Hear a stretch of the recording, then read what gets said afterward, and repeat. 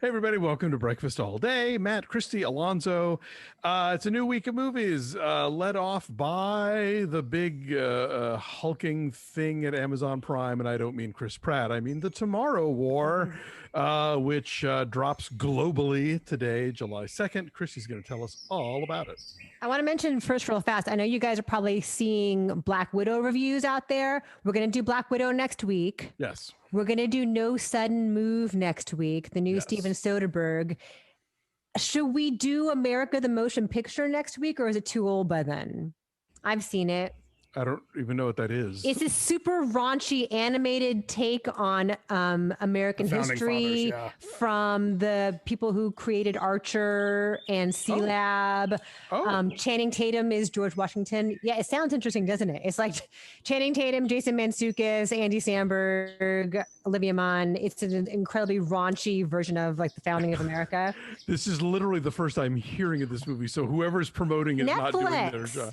It's on Netflix. Yes. I didn't get a single email about it. Oh, interesting. Gunpowder Milkshake next week, because we should also cover that one. That's in 2 weeks. Oh, okay. That's in 2 weeks. No, but this is anyway. So we have, in case you guys are wondering, where's the Black Widow review? Yes. We're gonna do it next week when it opens. Yes. So today we're talking about Tomorrow War. Yes, Chris Pratt is the hunkiest high school science teacher you'll ever have. It takes place in the present day, but humans from 3 decades in the future have come back to our present time to warn us. They're saying, we are you in the future, and we need your help because Earth has been besieged by aliens. And so we've been so decimated. The population is so sucked dry that we need random human beings, whether you have any kind of military training or not, to come jump through time and help us fight the aliens. And so among them is Chris Pratt, who is a high school science teacher named Dan Forrester, who, like so many mediocre middle-aged white men, believes that he was made for something special. And this is that thing.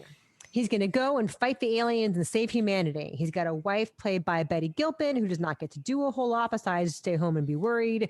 He's got a little girl who is smart and precocious and very self-possessed young Ryan Keir Armstrong, who plays her. She's pretty good. And so he zaps forward in the future. And this is just this stitched together amalgamation of a million sci-fi movies you've seen before and seen done better.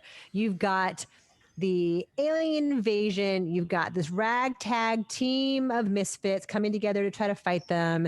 You have unresolved father-son issues. You have wacky, wisecracking sidekicks, and the fate of the world's at stake. This is a movie that was supposed to have come out last year. It was supposed to have been a Paramount theatrical release last year. Paramount sold it to Amazon Prime, so you are now seeing it at home on your television.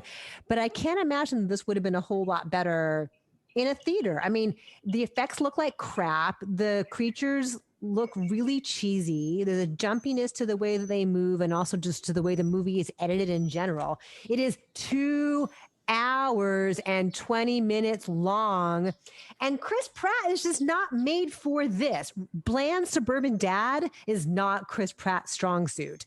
The thing that makes him interesting, kind of goofy yet cocky as he is as Peter Quill, as he is as Owen Grady, there's nothing like that at all for him to play here. So that swagger that elevates him beyond average white dude is gone. And more often than not, to express whatever fear he has or whatever drama he's called upon to tap into, his face is wide-eyed and his mouth's agape, and it's like that meme of him from Parks and Rec where he's looking around shocked and surprised, and he's just not up for the dramatic needs of this film when there's serious stuff that has to happen. Yeah, there have been movies in the last year-ish that you can tell studios were like, oh, we can't release it theatrically. Well, I guess we'll just push it over to streaming because, we really care about people not getting to go to theaters. And they're secretly relieved, Disney with Artemis Fowl. And I think Paramount was like, whew, let's get rid of that stinker. Because, this movie is so uninspired. And the thing about these films, It's basically like if Starship Troopers had none of the directorial panache and also none of the satire. And I think that so many films that are like this, these big gung-ho adventure movies, are thinly veiled kind of recruitment ads for the military, which the Hollywood loves to make. But if a movie is good enough or smart enough or funny enough or provocative enough, you don't think about that. You just think, oh, this is so exciting, and hooray, we're banding together to wipe out the aliens or whatever. But when a movie is this dull and phoning it in and familiar, you start noticing all the little pieces coming together. I do admire the fact that they are really pushing the science angle here, that it's not necessarily like, yes, some brute force does win the day thanks to lots of bombs and guns, but it's the scientists who like figure it out and solve it and do that kind of thing. And so that, of course, then becomes this metaphor for like global, for climate change. If people came back from the future to tell us how fucked up everything is, could we fix it, blah, blah, blah. But all of that is in service of a movie that is way too fucking long, way too boring, way too generic and cookie cutter, and that also kind of shapes this global apocalypse to exist for no other reason than for Chris Pratt to resolve his dad issues with J.K. Simmons. J.K. Simmons looks awesome in that T-shirt, though. Well, sure. He got buff. Yeah. This movie, mistakes were made.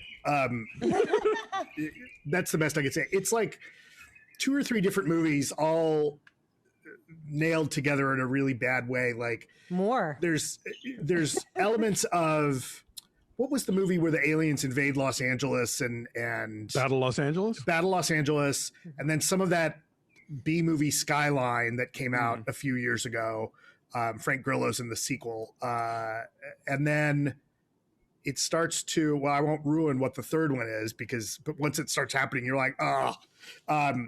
The other thing is like the supporting cast. So you left out that Pratt is a former Special Forces soldier. Oh, right. So that's why he's so competent.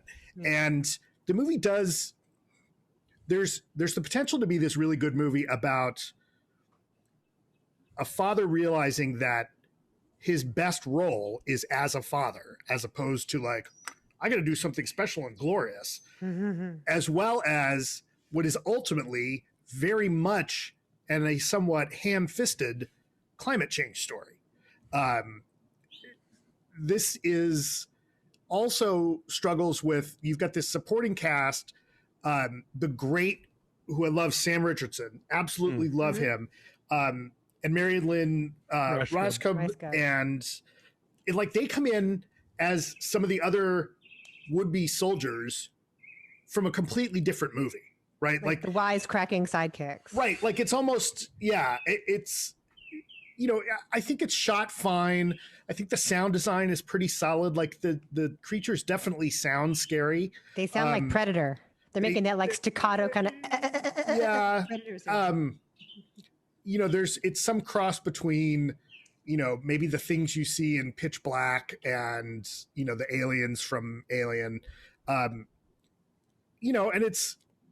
it mostly moves, but then, you get like, who wants a fourth act in a movie? Like somehow you get this whole other in fourth the snow act, and it's crazy. And then, we were talking about this. We were chatting about this. This would have been a decent, tight, hour-long Twilight Zone or Outer Limits or even Black Mirror. Right. Like that would have worked, but they just add so much crap in it. The fourth act hinges upon a scientific realization that everybody in the audience made 10 minutes earlier. We're all like, well, what about now you're figuring it out. Well, yay, movie, welcome to the party. Yeah. Well, the fourth act is also when it finally teeters over into so bad it's good territory. And by then it's too late. And the thing that happens, it gets so gross with the aliens by the end. It's just like a squishy, gloopy mess of like blood and like yellowish green substance. It looks like, I read my review for Ebert, it looks like a ballpark condiment bar became sentient and turned evil because it's all like yucky, squishy, red and yellow and green, and there's like the sound effect, the pounding of the.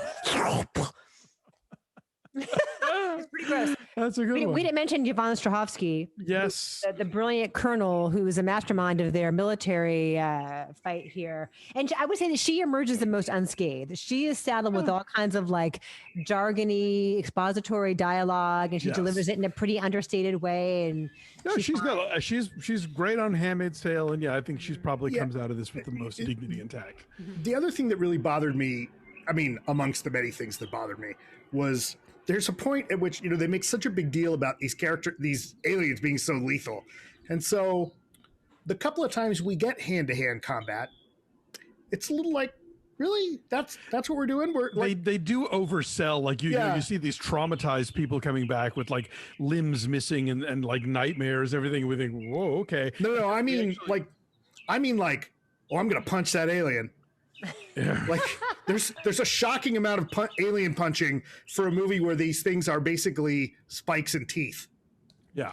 We should mention this is directed by Chris McCay. This is the first live action feature from Chris McCay. He also directed the Lego Batman movie. A much better film. Yeah. And again, like the script is terrible and and the effects look crappy. So maybe it's just that he like, I don't know. I wouldn't even know where to begin to explain why this went wrong. I try never to read about this stuff, but I did see a headline suggesting that they reshot the entire ending of the film. So I don't know if Act 4 what was worse? I know, right? So it didn't used to be 2 hours and 20 minutes long. They tacked on a whole another half an hour. I mean, it does feel like that whole production does feel like it came in from something else, right? Yeah. And I prefer to evaluate movies as they are shown to us and not get into the behind the scenes weeds. But yeah, that's apparently a thing that happened. So I just find it baffling that Chris Pratt took all of that clout and all of the popularity and goodwill from the Guardians movies and the whole MCU in general and the Jurassic World franchise. And he wanted to make a quote unquote original movie. And this is what he chose. This is his big vehicle. Well, why this? Chris Pratt left Anna Faris, so he's not necessarily the smartest guy in the world. But and married to Schwarzenegger. Yeah, well, but nonetheless, I think though it's not like this is not a one for me movie. This is a guy who is making his money in the world of big budget franchisey stuff, mainly saying, well, I want another one, and I want maybe one that's original IP because somehow that. I don't know what that means for his back end or whatever, but it's not like he's gambling his chits on this important dramatic performance. No, he's like, this is my wheelhouse now, so I'll take another one. It's bizarre. I'm saying 3. 4. Do you say 4? 4? You said 4.5 earlier. You want to okay, change? Fine, 4.5. Sure. 4.5. All right. Our numbers of 4. The Tomorrow War, should you choose to seek it out today, is on Amazon Prime. Is it in any theaters? Do we know? I don't think so. I mean, either way, don't bother, but whatever. All right. So yeah, the Amazon Prime. There you go. Thanks for watching. Like this video, subscribe to our YouTube channel, follow us at BeFastAllDay on Twitter, Instagram, and Facebook, and check out our Patreon at patreon.com/BeFastAllDay. We're digging into Loki. We'll do our best to explain what the hell that shawarma was this week, and lots of other things to talk about. So check that out if you're not already a member. Thanks for watching. See you next time. Bye.